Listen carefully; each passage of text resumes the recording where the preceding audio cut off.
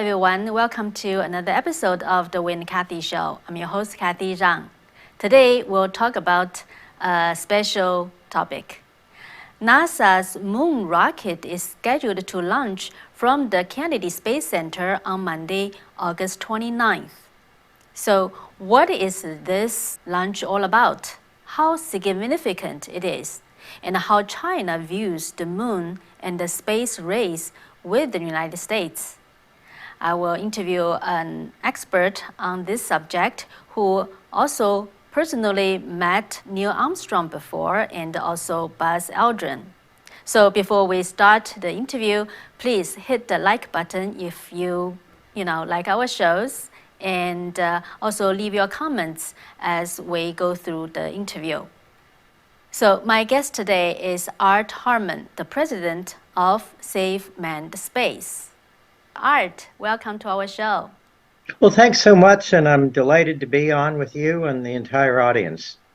Great. So, Art, first tell us what's this launch all about? Because you told me that, it's scheduled to launch on Monday, August 29th, but it's possible to reschedule. Why is that?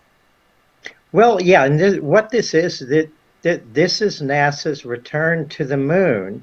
And so what we're doing is we're sending up the first version of the rocket with nobody on it, just some sort of crash dummies to see how the stresses and radiation of space affect them.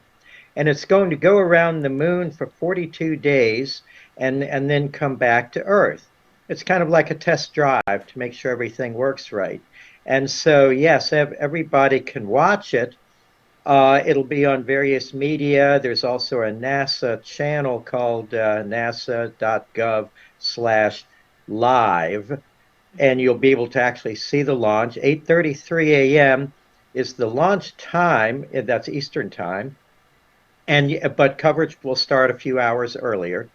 And then, but if there's like bad weather or technical issues, then they might have to cancel it for that day. That happens in the rocket world because you have to make sure there's like a million pieces on that rocket, and they all got to work perfectly. And so, and there's like 100,000 people working on this, and they do their best to make it work just right. So it would then be rescheduled for September 2nd, about midday. And if that doesn't work, then September 5th in the afternoon. And if that doesn't work, then it would probably be rescheduled for some time in October. But I'll be there, and I'll be reporting live on Facebook and Twitter and so forth for people that tune in. SaveMannedSpace.com. And so you'll actually be able to get, my thoughts and commentary on the launch. And so we're hoping for a beautiful launch on Monday. So, Art, how historic this event is?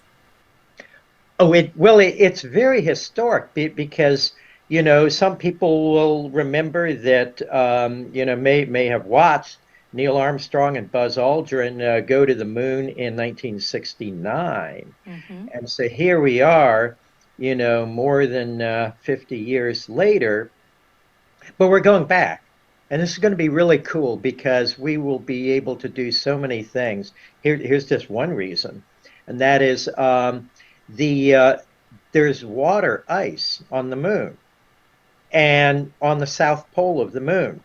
And this is in craters that never get any light shining down in them, so it's built up through billions of years. So what does that mean?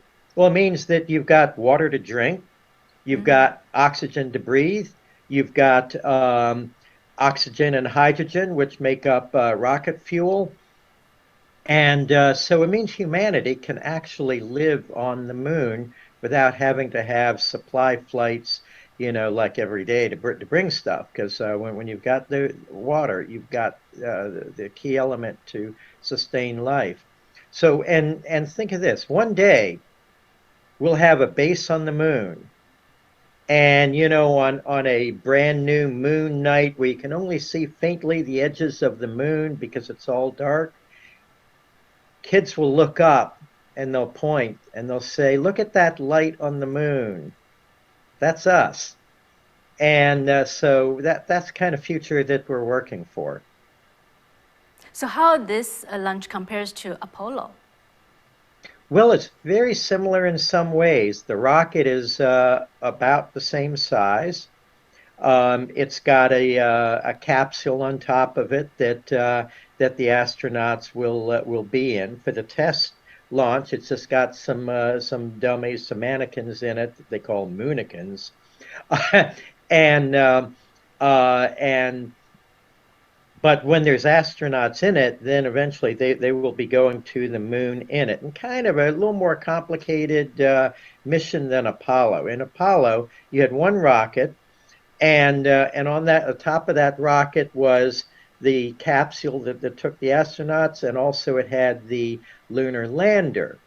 Now, in this case, we're doing it a little differently. So there's going to be two launches, one for the crew, and then a second one on Elon Musk's um, rocket called Starship, and they'll meet up in orbit and from there they'll be able to and they'll transfer into the Starship, SpaceX Starship. You can go to SpaceX's website and learn more about them. So from there, then they'll go down to the moon, then they'll come back up, meet up with the Orion, that's the name of the capsule, and then come back to Earth this coming week. That's the first unmanned test.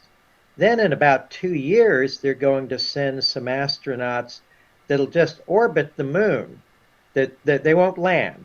This is what we did with Apollo, so it's kind of similar, but because our technology is more advanced, we don't have to have as many test flights.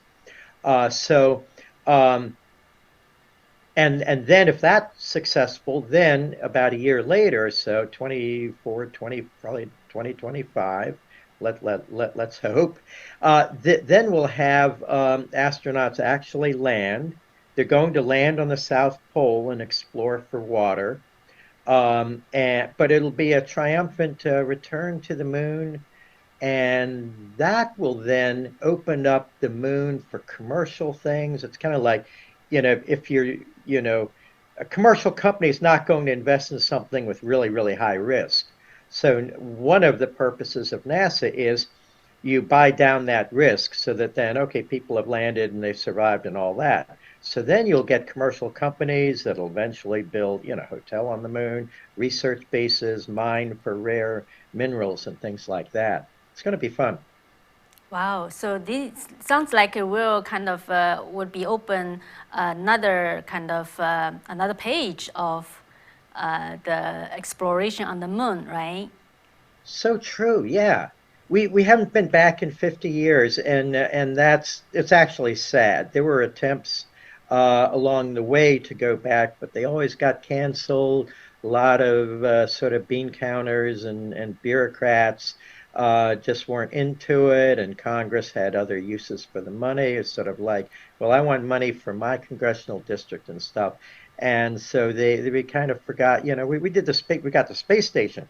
Look up.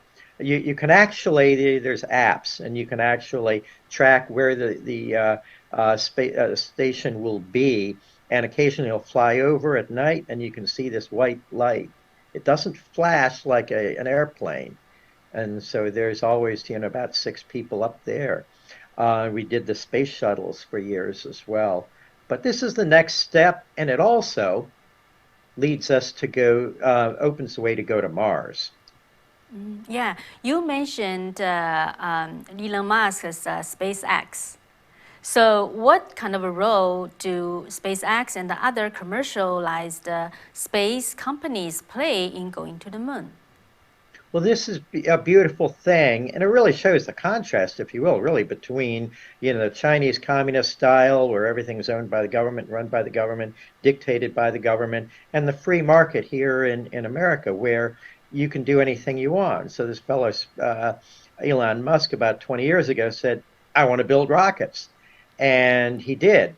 And so we will see within 20 years people being able to go to orbit, maybe even 10 years, to go to orbit around the Earth in perhaps a SpaceX Starship, perhaps something else, that for maybe the price of sort of around the world cruise today, in other words, something you could do once in your lifetime.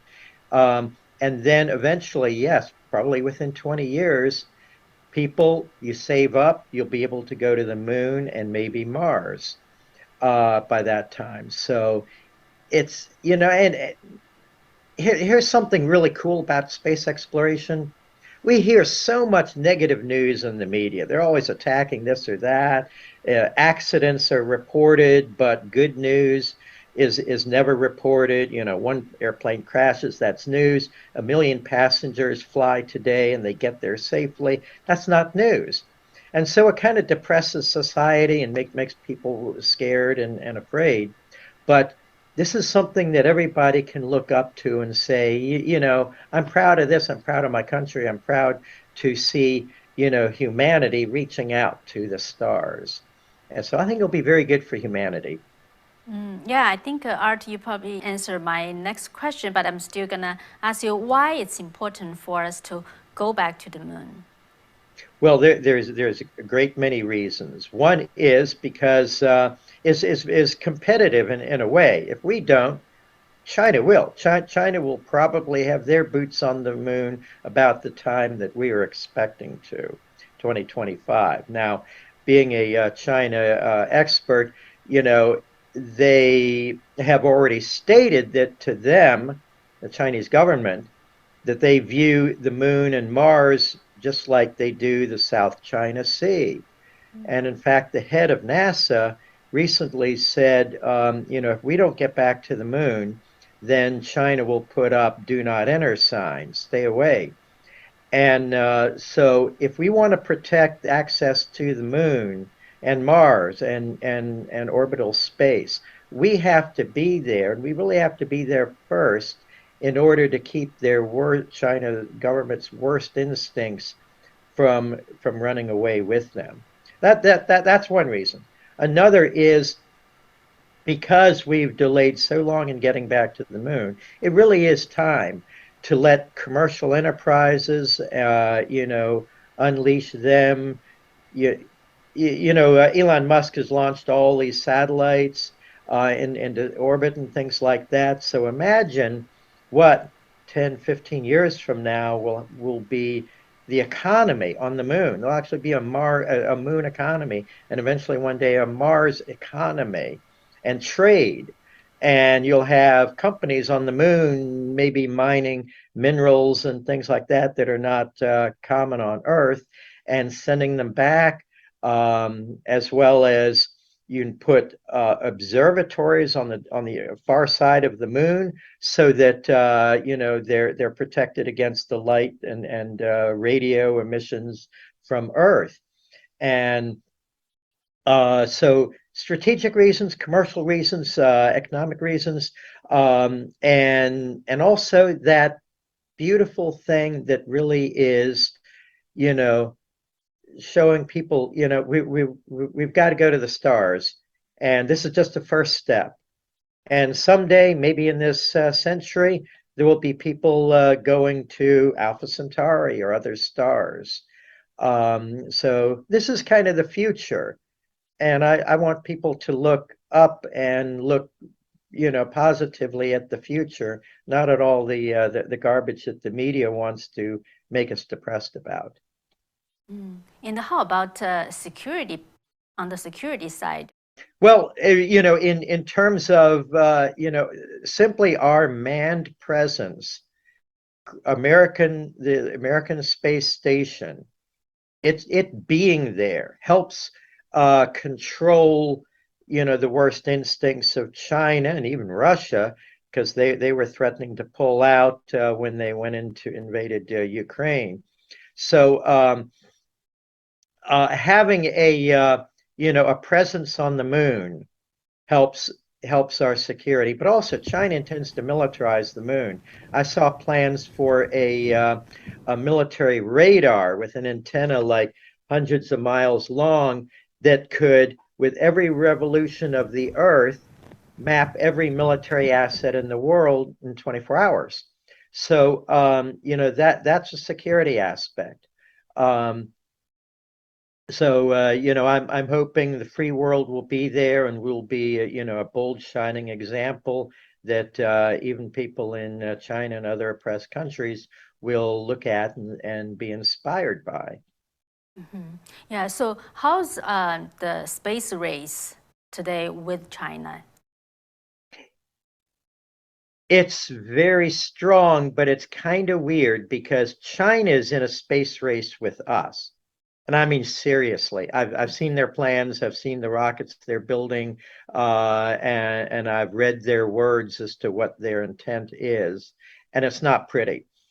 The US kind of has always pretended we're not in a race. There's no hurry. In fact, a former Democrat head of the space subcommittee said, we're not in a race with China. There's no need to hurry.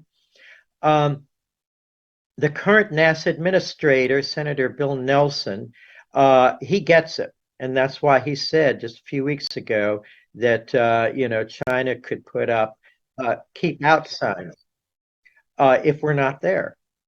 So it's important that we are there first. That'll help keep China's worst instincts at bay. Yeah, and we still remember in the Trump administration, he started this, what's it called? I forgot, space. National Space Council, uh, Right. which looks at the strategic aspects. I think they were very concerned about, China's worst instincts. South China Sea, Moon, they view them as the same. So it's a people are waking up, and Bill Nelson's doing a good job in keeping that wake up call there that we really do need to focus on returning to the moon and get there sooner than China does. And you actually advised the Trump White House to accelerate the plans. I did, yes, and as well as in the campaign and so forth, I helped write some space policy for the 2016 Trump campaign. They even used some of my words that Trump did. That's kind of a cool thing. And one of my recommendations was, and I'm not taking real credit for it because other people like the vice president and so forth at the time, they were very focused as well on returning to the moon by 24 or maybe 25 at the latest. And you actually met Neil Armstrong and Buzz Aldrin. Yeah, so what was that like? Well, they are complete opposites. Neil is the most humble man perhaps I've ever met. He doesn't boast about himself. He's just like, a kindly old grandfather that's, sitting there on the porch rocking his granddaughter. He was never an attention seeker, but that guy was sharp as heck. And he was the perfect choice to actually land the lander on the moon because his reflexes were so good under fire, so that when he was landing it and he saw some boulders that would have wrecked the spaceship, he was able to pilot away and find a safe landing spot.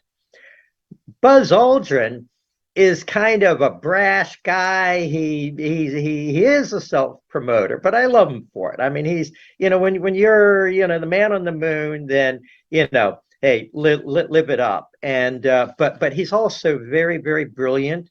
Um, and I had a chance to talk with Buzz on a number of occasions for long amounts of time. And oh, he would disagree with me. He'd say, "No, you're wrong, and this is the way we got to do it," and so forth. It was fascinating talking to somebody like that. So he's sort of a no filter guy, kind of like President Trump. He'll say what's on his mind, and he doesn't care whether you like it or not, accept it or not. but a very admirable guy. And for me, it was a personal honor to be able to meet them. And unfortunately, Neil Armstrong passed away, but Buzz is still here, and I think he's going to be watching the launch on Monday. Since we gonna in the United States, are returning to the moon, how do you expect the communist China would do? Well, they are doing everything they can to beat us. For them, it is a race to the death. Um, and also, they mix in for propaganda purposes a lot of national pride. We have to beat them for national pride, but that's for the people. That's for the population because communist China runs entirely on propaganda to keep people subjected and so forth. Um, and but behind that is essentially a military reason. Their space program is a military space program. They've got a space station. It's a military space station. It is not civilian. It may have, just like the first Soviet one had, a space station had, might even have weapons on it, and certainly spy equipment and antennas.